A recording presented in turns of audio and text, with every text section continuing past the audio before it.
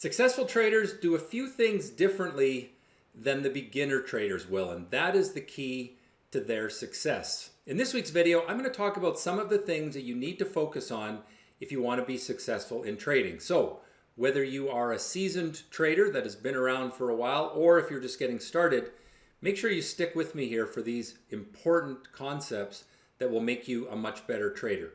Plus, I'll do my normal market analysis. Is there a stock market crash coming? Certainly a lot of headline worries, but do the charts support the fear? And then at the end of the video, I will show you an example of a trade from Friday where we can emphasize some of the concepts that I teach you right now. All right, so let's get into this week's lesson. What are some of the things that successful traders focus on that beginners often miss? Well, beginner traders tend to just focus on the entry. They're like all about what's the stock to buy, what's the stock to short, and they miss out on the important concept of risk reward. You see, successful traders will focus on the risk reward trade-off and how that is so important for being a profitable trader. In addition, beginner traders tend to focus on being right one trade at a time. They make a trade. Did they make money? Did they lose money? They're really hung up on the performance of the last trade. But successful traders focus on making money over a large number of trades. They look at trading in the concept of many trades. What is their performance over 100 trades or over even 20 or 30 trades, and not so much on what happens on every single trade. Now, I'm going to show you these concepts in action in just a moment. It's very important to understand risk management and the expected value of a trade to be successful. So let's get into some examples here. And we're going to focus on some longer term trades first. At the end of the video, I'll show you these concepts on a day trade as well. So the two stocks that I'm going to show you are two stocks that I featured in my free email newsletter that I put out each weekend or each Monday from Stockscores.com, my website. I'll show you how you can register for that in just a moment. So this first one is Geron. Now, the day that I featured it was after this breakout right here. And so our entry price was the Monday morning right there at right above $1.50. I think it was $1.51. The red line represents support.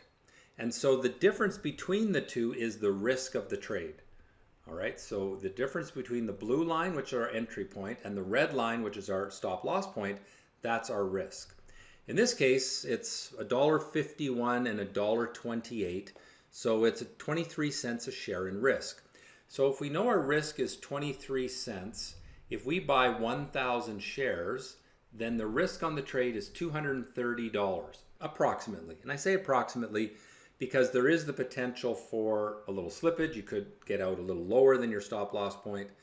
And you also have commissions. So whatever your commissions are in $1,000, not probably much more than $10 on that trade.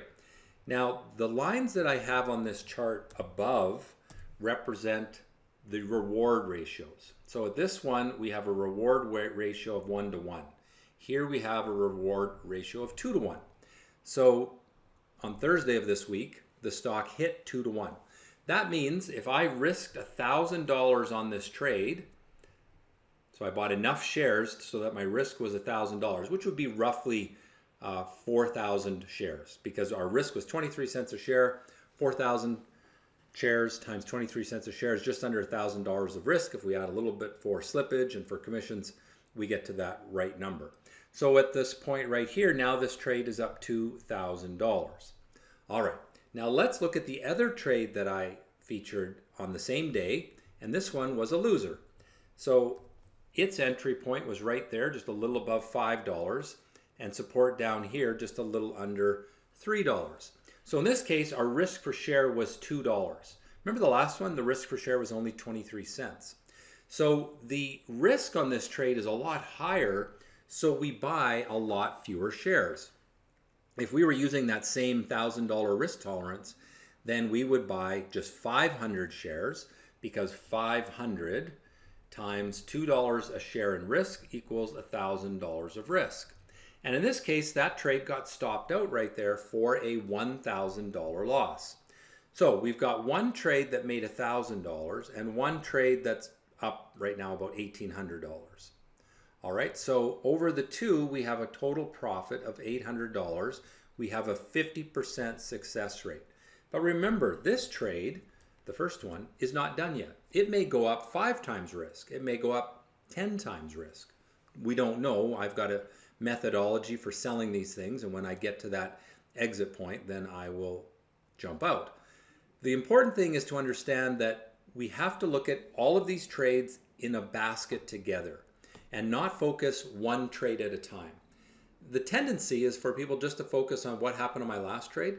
But if you look at it as you're in one continuous trade, where it's one trade after another, forming a group of all of your trades together, now you start to have the mindset for success in the market. Because the reality is, no one is right 100% of the time. You can make money being right 50% of the time if your average profit is significantly more than your average loss. If you had an average profit of $3,000 and an average loss of $1,000, even if you're right only half of the time, you're going to make money over time. And then it's just simply a matter of leveraging up your risk tolerance so that you take on more risk while maintaining the consistency of a high success rate versus the reward for risk ratio. If you can be right 70% of the time and your average profit is double what your average loss is, so 2 to 1, you're still making money.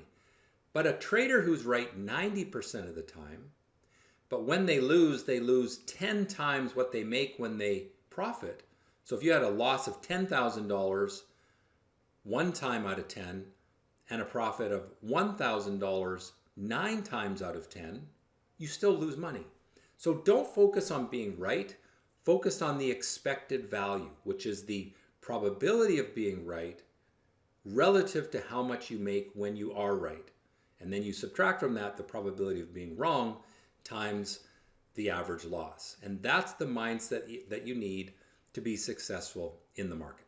All right, let's get into this week's market analysis. We'll jump back into my website here, stockscores.com, and this is where you can register for that free weekly email right here, just where it has click on see more.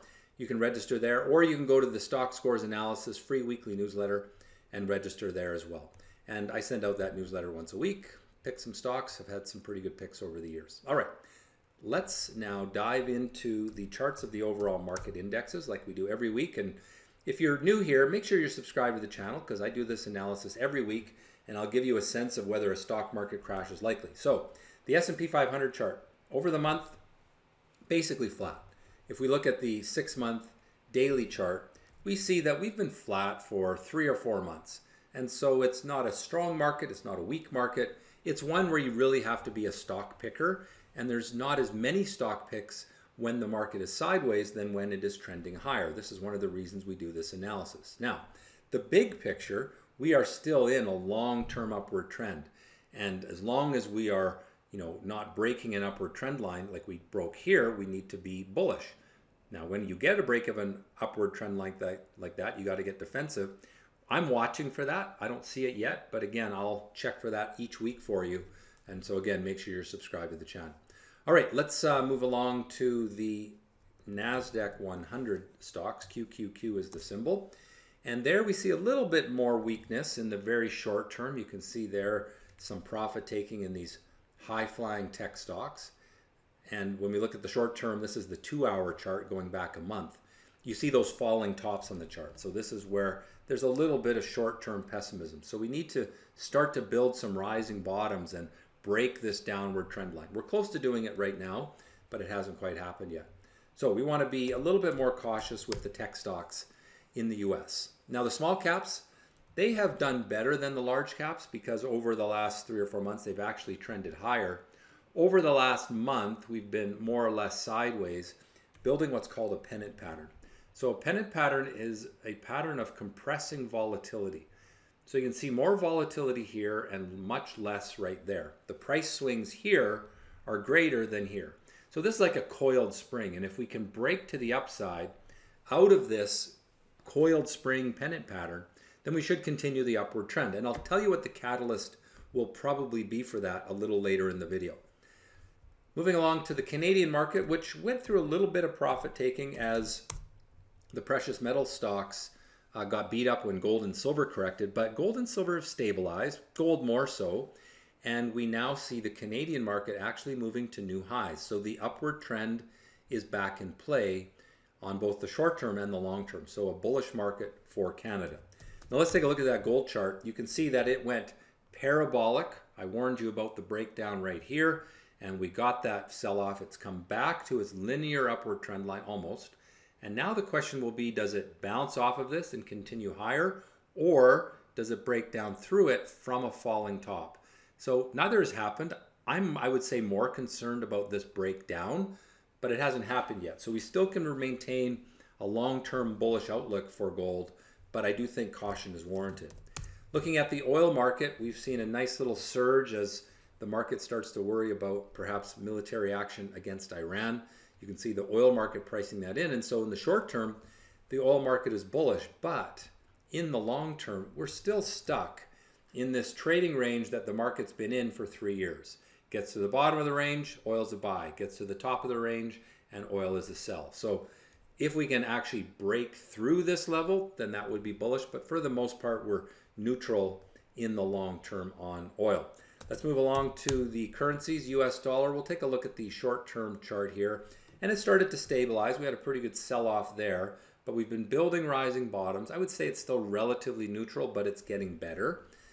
And the 3-year chart, a little bit hard to read because of the price gaps that we get every January in this chart, but it's essentially more or less sideways to slightly negative. The Bitcoin chart, we can't be so optimistic about because Bitcoin continues to suffer. It's stable the last couple of weeks, but it's building falling tops still. And if we look at the 1-month chart, intraday chart here, you see the problem is we're really in a downward trend. Now, if you want to look for some reason to be optimistic, if we start to break through this level, build some rising bottoms, then maybe we're going to bounce back from being a little bit oversold. But I think generally you want to be pretty cautious with Bitcoin. Now, earlier in the video, I said there was a catalyst for a potential strength in the small caps. And I think the catalyst could be interest rate cuts. You see the bond market has moved up over the last 2 weeks. This is US Treasuries. So with this chart, if the bond market is moving up, as it has been, that means interest rates are expected to be lower. And in the bond market, they are lower. They're being priced in for lower rates. But that's the market starting to speculate that the US Fed could do an interest rate cut. And the reason is inflation is relatively low. And of course, we may see a change in who is heading up the US Federal Reserve, as Jerome Powell expected to leave, and then a Trump appointee will come in. And of course, Trump wants lower interest rates, and so he's going to appoint someone where he thinks that might happen. So anyway, you start to see that, and I think that could be driving the action in the small caps as well. So my ratings then, US large caps, short-term neutral, long-term bullish, a little bit more cautious on NASDAQ. US small caps, neutral, short-term, long-term bullish. Canadian stocks, back to bullish on both time frames. Gold, short-term neutral, long-term bullish. That's an upgrade this week.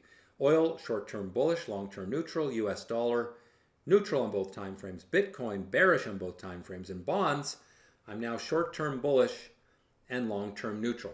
All right, so at the top of the video, I said we would look at a day trade from this week, and we'll look at an example of how you can think about reward for risk and probability. And this is a stock that we traded on Friday in my active live service, where I coach you through the trading day and teach you about how to trade effectively. And in this chart, ABTS is our example. Now, I'm always looking for these orange and pink dots. So there's one there, and it's hard to see, but there's also one right there. Let me circle that one in yellow. Now, this one, if I'm buying this, my support is way down here. So there, the risk is way too much. So this is not a good trade. Even though it has the same signal as I took later in the day, it does not have the right reward for risk trade-off. However, this chart, right, or this entry candle right there, had a nice orderly break from low volatility with my action candle indicator. Volume is increasing. And so the upside for this trade was about to here. That was my expectation, is that it can run to this 480 high before it gets stuck. So then I think about reward for risk. Well, the difference between the white line and my yellow line is my risk. And then these are multiples of reward. So 1, 2, 3, just under 4 to that point. For me to take a trade, I want at least 2.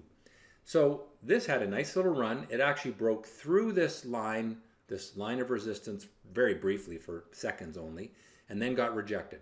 So I simply planned to take that trade there and sell it when it got up to that resistance level. The quick in and out, it actually made another attempt at breaking later, but it failed, but there was no signal there. Again, there was an action candle there, we call this a moonshot candle, but it wasn't breaking from the right kind of pattern. The only one that was this one.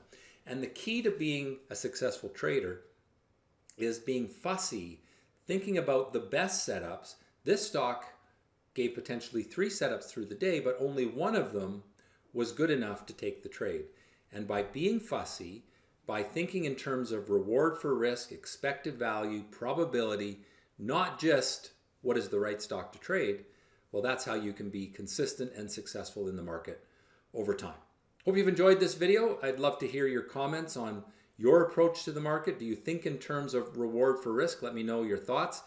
Again, if you're not subscribed to the channel, please do me a favor and click on that subscribe button. And as always, trade well.